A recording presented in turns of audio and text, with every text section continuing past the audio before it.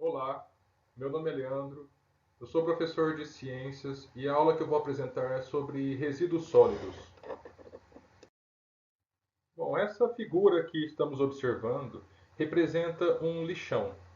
O lixão é a disposição do lixo ao céu aberto de forma incorreta. Cerca de 30% dos municípios do Brasil ainda utilizam esse tipo de estrutura. E onde está o erro nesse tipo de situação? Vários erros. Eu vou destacar alguns aqui. Inicialmente, esse tipo de situação pode ser um, um motivo de atração de alguns animais que podem provocar danos aos seres humanos, como por exemplo escorpiões, baratas, ratos, moscas, formigas, urubus.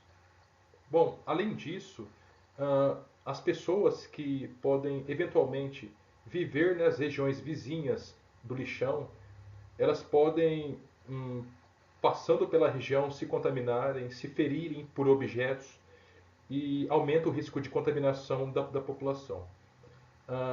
Essa forma de exposição ela é incorreta também porque ela está exposta ao ambiente. O mais adequado, dentre outras possibilidades, é o aterro sanitário, onde o lixo ele é enterrado, ele é disposto abaixo da superfície da terra e entre o lixo e o solo vai uma camada impermeabilizante, ou seja, uma camada de material plástico que impede que substâncias mal cheirosas, tóxicas que saem do lixão atinjam o lençol freático e o contamine. Bom, agora surge a questão: o que é o lixo? Bom, inicialmente vamos modificar essa terminologia. Ao invés de tratarmos como lixo, vamos tratar de resíduo como resíduo sólido. Por quê? Resíduo sólido é uma palavra, é um termo que caracteriza melhor o significado desse material. Além disso, a palavra lixo carrega um certo preconceito. Bom, entendendo que a partir de agora o termo correto é resíduo sólido, o que compõe os resíduos sólidos, que são dispostos em locais próprios nas cidades e nos municípios? Bom, inclui papéis, papelões, plásticos, metais, objetos não utilizados mais pelos seres humanos, como móveis, eletrônicos, restos de alimentos, vidros quebrados, copos, frascos, recipientes.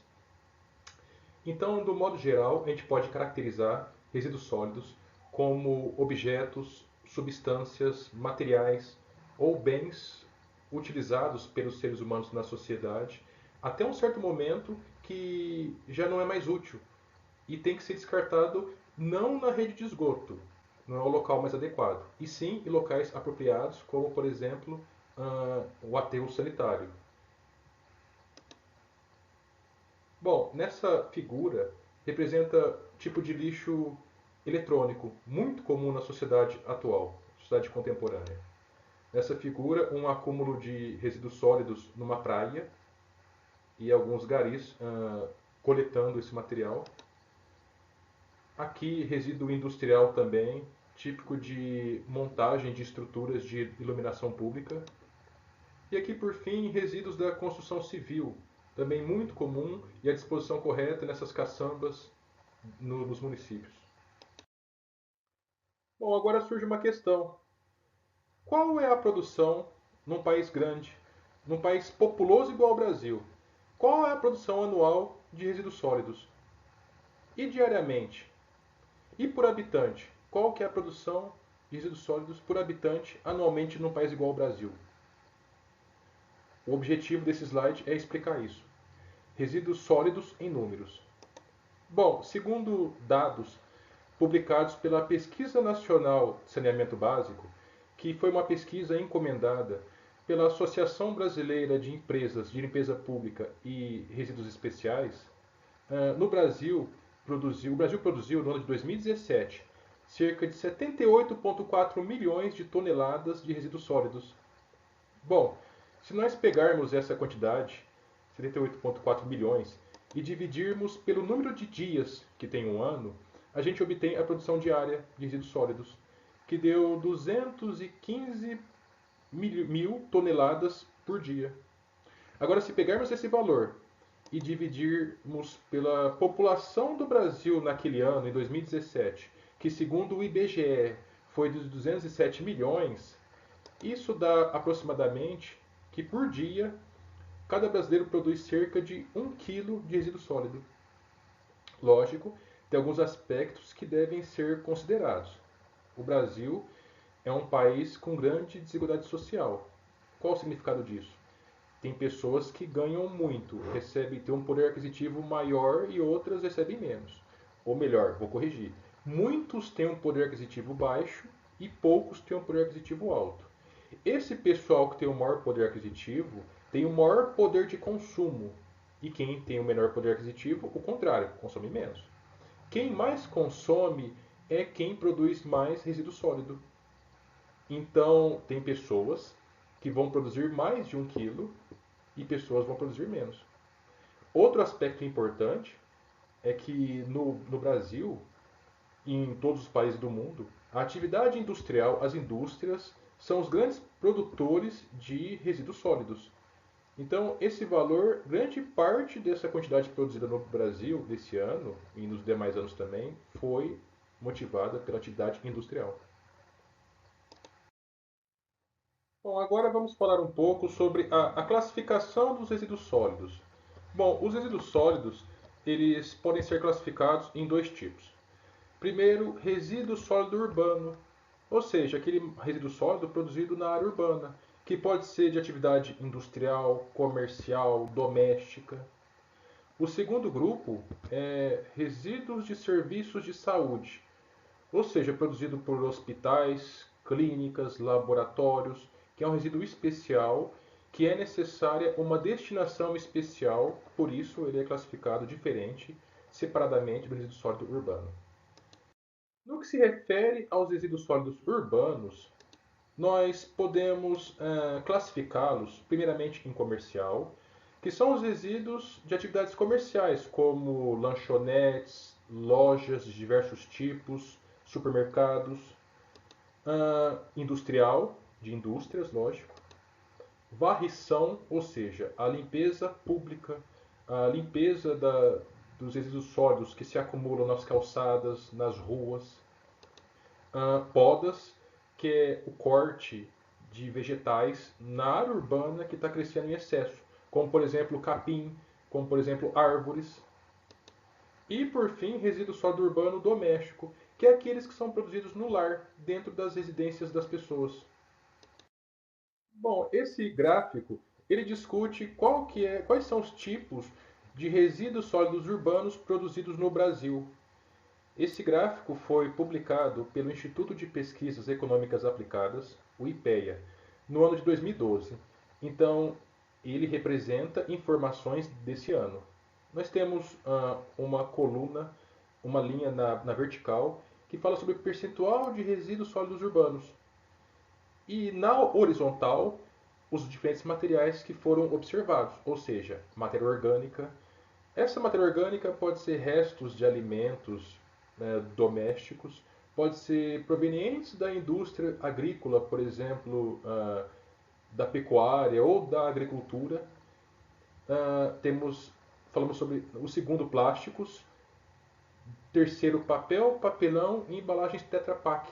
Essas embalagens Tetra Pak são embalagens que armazenam alguns alimentos líquidos, como por exemplo leite, essa caixinha de leite, muito comum, né? Suco, algumas sopas também. Foi observado também o percentual de vidros, metais e mistura dos demais resíduos sólidos urbanos. Né? Foi observado que a maior produção de resíduo sólido urbano no Brasil é de matéria orgânica, que corresponde a 51,4%, ou seja, mais da metade, muito mais que a soma dos demais resíduos produzidos. Né? E isso certamente é pela atividade agrícola intensa que tem no Brasil. O segundo resíduo mais produzido são os plásticos, com 13,5%. Depois, papelão, papel e Tetra Pak. Seguido de metais, com 2,9%. E vidros, 2,4%. A soma dos demais resíduos sólidos produzidos deu 16,7%. Agora, falando um pouco sobre os resíduos produzidos a partir de atividades industriais, algo que observamos muito na nossa região, o tipo de resíduo proveniente da queima de cultivares agrícolas, como a cana, a formação da fuligem. É um resíduo que é um problema sério no nosso município, né?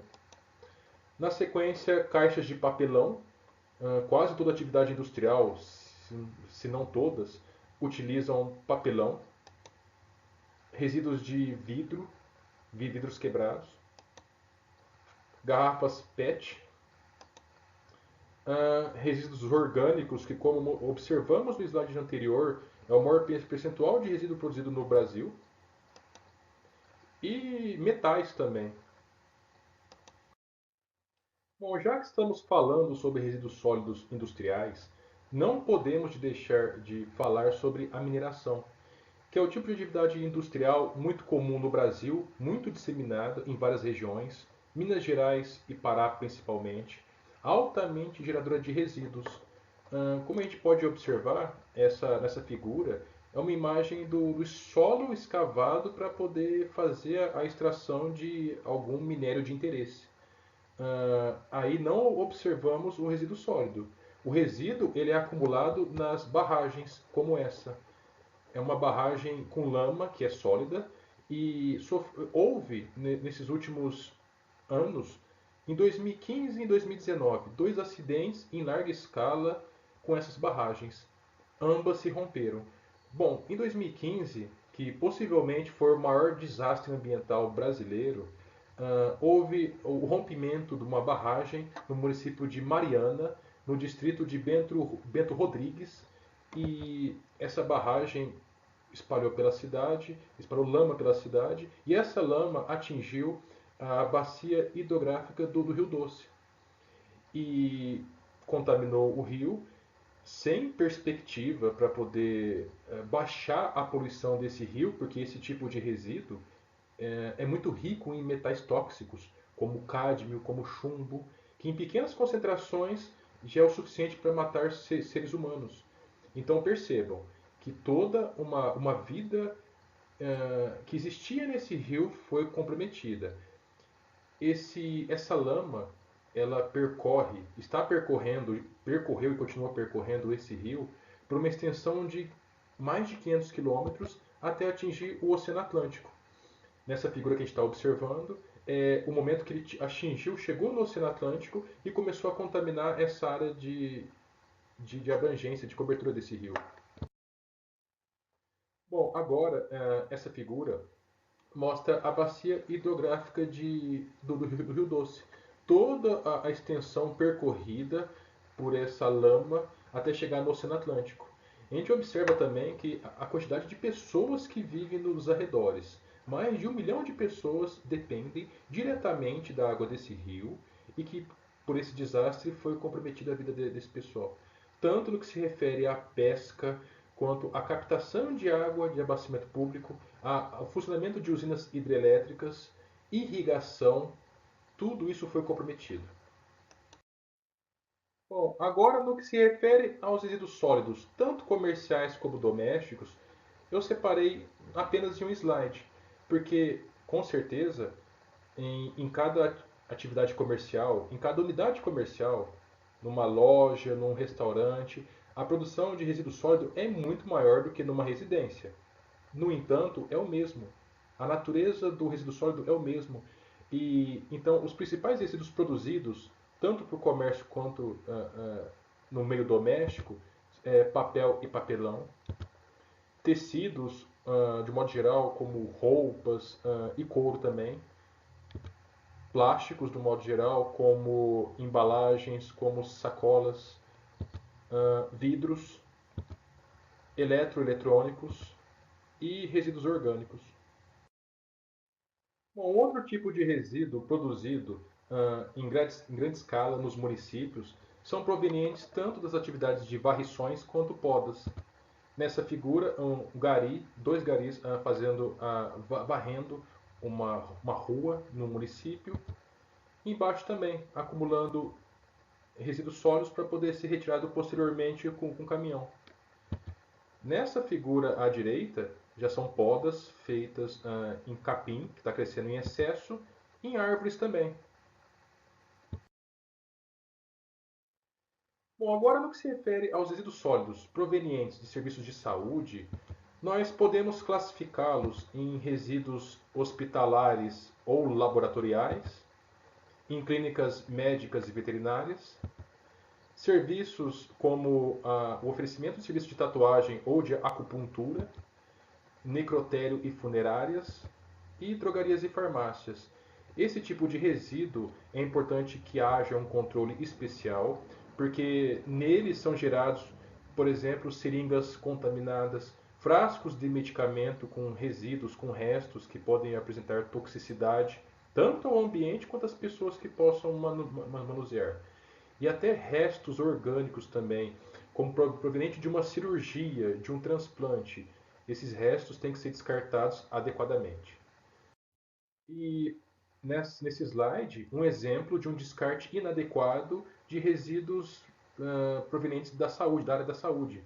A gente pode observar seringas, frascos de medicamento com resíduos, enfim, totalmente inadequado o descarte dessa forma. Bom, pessoal, espero que tenham gostado do conteúdo. Ótimos estudos a todos.